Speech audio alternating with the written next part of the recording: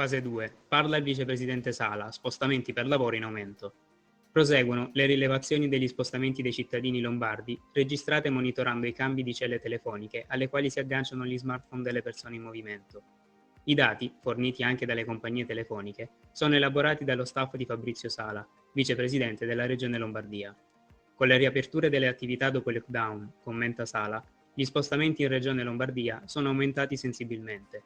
È fondamentale però separare il dato relativo a chi si muove per lavoro, in determinate fasce orarie, e chi invece lo fa per svago.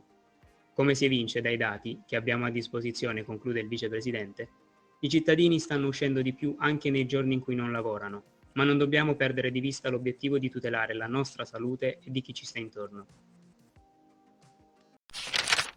Nella giornata di sabato 9 maggio, a Milano, un giovane 24enne di origini nigeriane, su un treno proveniente da Ferrara, approfittando del suo impiego, si sarebbe dovuto spostare in taxi per spacciare sciabù, recandosi in uno stabile di via Valtellina, ma è stato bloccato dai poliziotti che, fingendosi addetti delle pulizie dello stabile, si sono fatti consegnare 38 grammi della potentissima droga e lo zaino contenente una somma di 2.800 euro.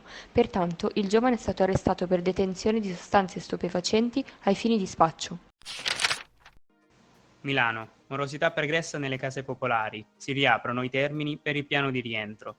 Il contenuto della proposta di delibera, approvata nell'ultima seduta di giunta, considera la morosità maturata dal 2003 fino al 31 dicembre 2016, oltre alla bollettazione chiamata straordinaria 2016 e alla relativa messa in mora, le cui scadenze di pagamento erano state differite al 2017, per un totale di circa 180 milioni di euro. Il piano prevede la possibilità di dilazione dei pagamenti fino a un massimo di 120 rate, ciascuna delle quali non può superare un ottavo del reddito mensile del nucleo in questione, come stabilito con la delibera consigliare dell'ottobre 2017. I termini per l'adesione al piano, aperti nel maggio del 2018 e la cui chiusura era già oggetto di proroga, si sono chiusi il 30 giugno 2019. Ora la proposta è di riaprirli per un altro anno.